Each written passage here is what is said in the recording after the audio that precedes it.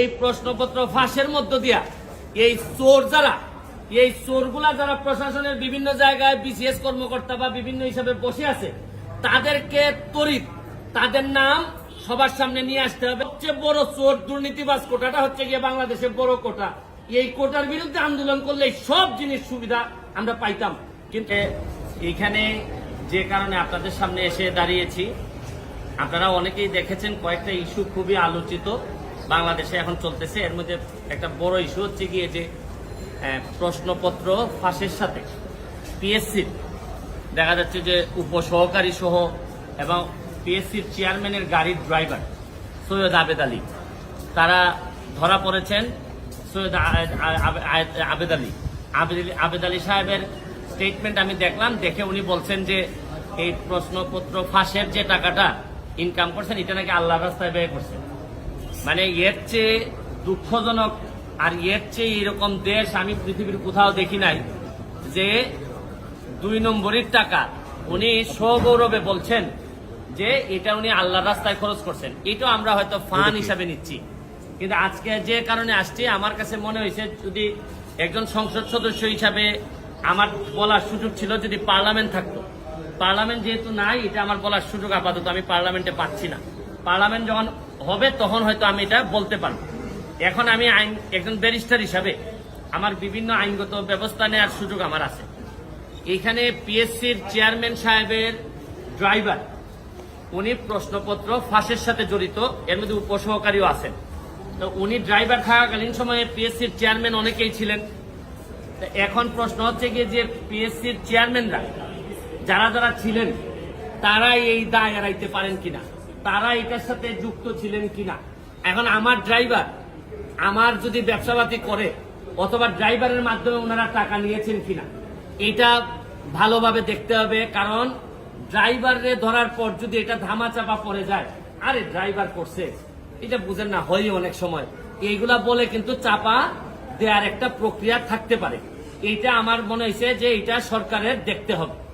Second হচ্ছে কি, যে কারণে আমি মেইনলি আমার কাছে মনে হয়েছে যে এই প্রশ্নপত্র ফাঁসের কারণে সেই 33তম বিসিএস থেকে 33তম বিসিএস থেকে 46 পর্যন্ত এই পর্যন্ত উনার মাধ্যমে অনেকেই সরকারি চাকরি পেয়েছেন, বিসিএস কর্মকর্তা হয়েছেন এই প্রশ্নপত্র ফাঁস করার মধ্য দিয়ে।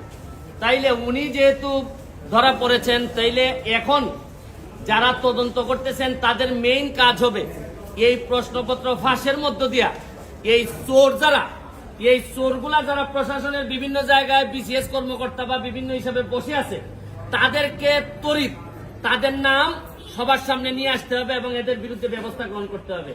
আমিও তো বলি মাঝে মধ্যে অনেক সরকারি কর্মকর্তা, ইভেন ডিসি ধরেন অনেক বড় বড় কর্মকর্তা, এদের কথাবার্তা আমার শুনলে মনে হয় যে আরে এত ইনকম্পিটেন্ট একটা লোক ডিসি হয় কিভাবে, একটা ইনকম্পিটেন্ট একটা লোক ইয়নো হয় কিভাবে। আমি যখন দেখি তখন আমার হিসাব মিলে না। এখন আইসা ওই সৈয়দ আবেদ আলীর মাধ্যমে আমার কিছু হিসাব মিলতেছে। তাইলে এই চোরগুলা ওই বিভিন্ন ভাবে ছড়াই পড়ছে। শুনেন, যুদ্ধাপরাধী মানবতা বিরোধী অপরাধীরা যে যে জায়গায় থাকে আমরা খুঁজে বের করি, এদেরকে দায়িত্ব দেই না।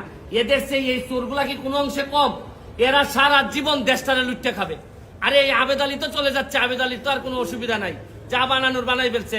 আর এই যে আপনার ডাসার উপজেলা চেয়ারম্যান প্রার্থী হয়েছিল, আল্লাহ বাঁচাইছে ডাসার মানুষের, এই যে মাদারীপুর না এটা, হ্যাঁ এই কালকিনি না তো আবার কালকিনির পাশে, কালকিনিও তো বিখ্যাত বিভিন্ন কারণে। এই ডাসার উপজেলার মানুষ বাচ্চা যে তার মানে পাস করা না সে নির্বাচন করতে চাচ্ছিল, নির্বাচন হয় নাই। নির্বাচন হয় নাই। তার কাছে যে মেকানিজম ছিল তাতে আল্লাহ মাহবুব জানে হয়তো নির্বাচন হলে পাশও করে যেত।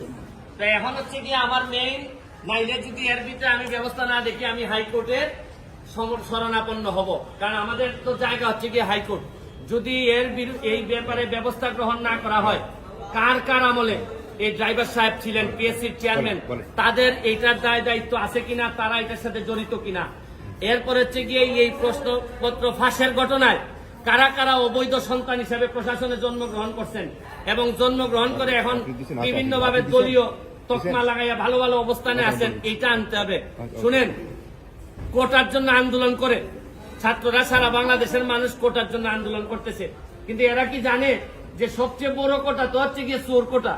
এই প্রশ্নপত্র ফাঁসের কোটা, এরা ধরেন অন্যান্য কোটা, মুক্তিযোদ্ধা কোটা, এগুলা নিয়ে আন্দোলন করতেছে, এগুলা নিয়ে আমি বলবো না, এটা আলাদা হিসাব।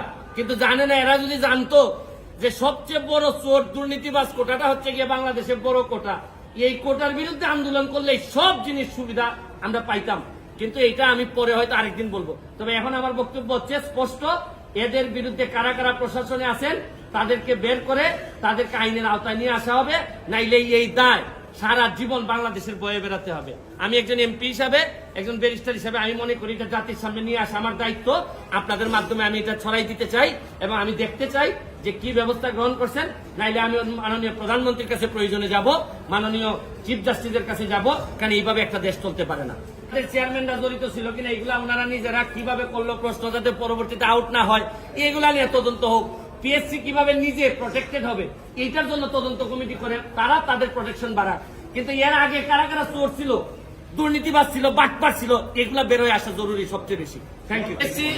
পিএসসি কমিটি, এই যে বাংলাদেশের কমিটিটার আমি ভয় পাই আরো বেশি। কমিটি করলেই মনে করলেন যে দামা চাপা দেওয়ার জন্য একটা প্রক্রিয়া শুরু হইলো। আরে কমিটির কি কাজ?